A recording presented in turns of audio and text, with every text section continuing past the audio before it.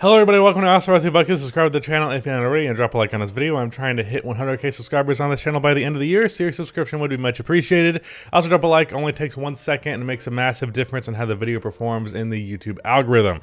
This is Hot Takes, let's get into it. The Suns will trade Deandre Ayton by the deadline, potentially to the Chicago Bulls or the Hornets. Well, I would love for that to be true, however, I think that is kind of a ludicrous take. I don't know why so many people are confident that Deandre Ayton will be on the move after being signed back with the Suns, especially because the biggest source of conflict was Robert Sarver's cheapness. And Robert Sarver, I don't think the transaction has happened yet, but he is soon to be no longer the owner of the Phoenix Suns. It didn't come across as though it was management that had an issue with DeAndre, and more so ownership and paying him.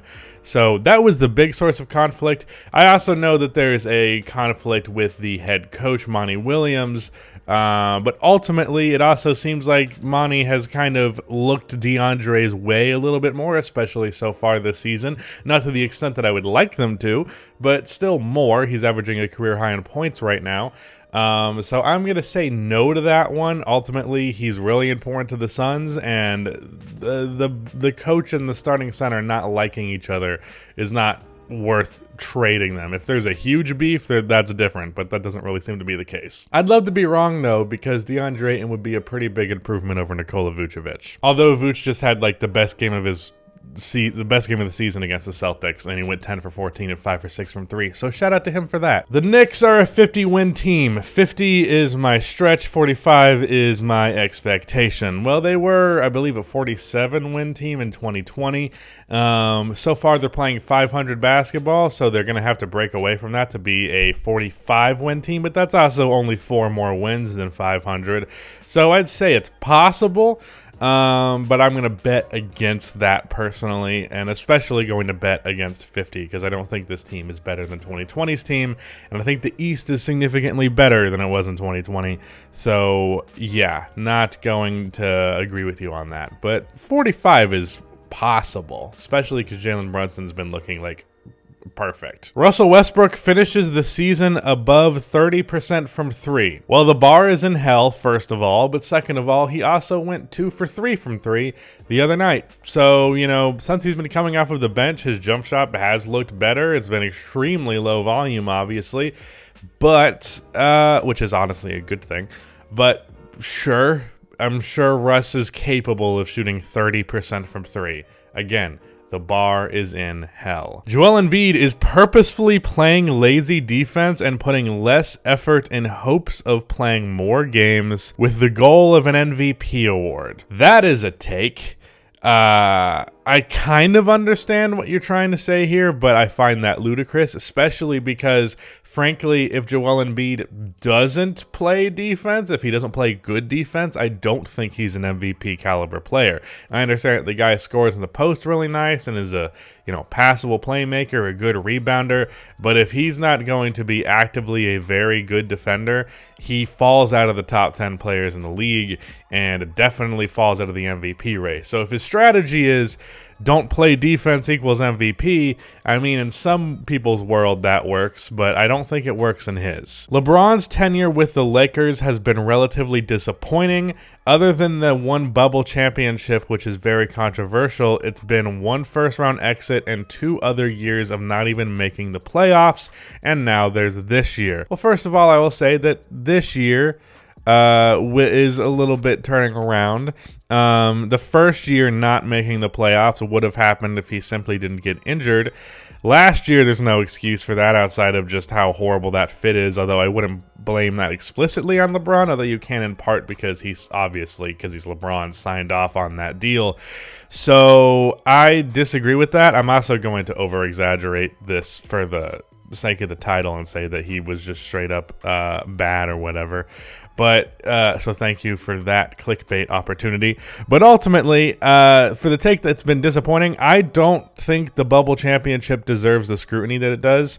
I might make a video on that one day. when it probably some off-season type shit, just because I want to really get in depth on that. But it was definitely a weird one, I'll give you that, but I don't think the weirdness of the circumstances invalidates the actual championship. And I would say that that championship is completely valid. And as much as people like to shit on it, a championship's a championship. And ultimately, if you got a championship 1 out of your 4 years there, 1 out of your 3 years going on with 4, that's a pretty good, or no. Right. No, that's 1 out of, is this his 5th year with the Lakers? He had his first year there, then they traded for Anthony Davis, and then they made the first round and got an exit, and then, yeah, so this is his 5th year in LeBron. Fifth year with LeBron in LA. So, 1 out of 5 years, that's not a bad return ratio. You got a championship. Ultimately, a couple of bad years are worth a championship. So I disagree with you on that. I mean, maybe it could have been better if you want. The disappointing is, again, it says relatively, but I would be happy with a championship personally, even if things kind of suck right now. The Pelicans will not be over 500 at the end of the season. They are just hot early because everyone had a summer of rest. I don't even know what that means. Everybody had a summer of rest. It's not like that's something exclusive to them. I mean, because they didn't play in the playoffs. No, I don't agree with this take. I do think they're definitely going to finish above 500. I don't know that they're going to finish as a top seed like so many people projected them to, just because their defense is lackluster. But that offense is too good to be a bad team or to be a below 500 team, frankly. The only way they will fall under 500 is if like Brandon Ingram and Zion miss significant time. Because I believe they were right around 500 when they made the playoffs last year, and Zion didn't play. So add Zion to the equation. Obviously, they're going to finish above 500 if everyone's healthy, even if the NBA got more talented in that time frame. And that's only been 1 year, so I wouldn't even act like that's a significant leap, unlike with that New York Knicks comparison I was making earlier. So, yeah, no, the Pelicans will almost certainly finish over 500 if health permits. The NBA jerseys are all starting to look the same. The only difference is the logo. I would argue teams that have gone away from their traditional look have started to look the same. Teams like the Bulls, the Celtics, the Lakers, their jerseys still look like their jerseys. But like the Cleveland Cavaliers, the Utah Jazz, really it's just the same format with different color schemes and different logos. That's about it. And the minimalism and the fact that everyone's starting to use very basic fonts, I agree that it's a little sad. It removes a lot of the personality from these jerseys. The only area where you're seeing personality in these new Nike jerseys is either from traditional stuff, because like I said, like the Chicago Bulls or Celtics jerseys, or it's throwback jerseys, like Toronto having a throwback purple jersey or whatever. And it's kind of sad that Nike can't come up with something fucking original that's also good. The most original they've come up with were those god-awful Dallas Mavericks jerseys. I know it's a popular hot take that those jerseys were actually nice. I strongly disagree. So I can give them credit for creativity there, but ultimately Nike has definitely had some disappointing jerseys. The Utah Jazz jerseys, the Miami Heat jerseys, those are some outliers for some really good ones. There's probably some others that I'm not even thinking of right now. But yeah, Nike has not done a great job since taking over in the jersey department. Here is the media take of the video.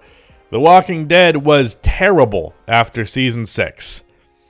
Is there anyone that would argue with that? I don't think there are many. I think there are some that would argue that the seasons after the Negan arc, which was season 7 and 8, that it's actually gotten better. I know my dad's been watching and he said that like after he really disliked season 7 and 8, season 9 has been cool and season 10 was good. I haven't seen anything post season 8, but I actually plan on doing a video eventually at some point in my fucking life, because who has the time these days? But I really want to do a video reviewing all of The Walking Dead, like in one 3-hour long video, just because I know that would be algorithm bait to hopefully get my film channel to actually do something. The Walking Dead's a very interesting thing. I was obsessed with it when I was a kid, grew up and realized it was kind of mediocre, but also it's not that hard to pitch me on a zombie show. If you tell me they're zombies, I'm probably interested. I'm a simple-minded man. But yeah, the first 5 seasons, pretty damn good. Season 4 is like perfection. And season 1 has, I think the first episode of season 1 has one of the greatest pilots of all time, if not the greatest. And then the show immediately kind of just isn't living up to the expectation the pilot sets. But anyways, that is it. Goodbye.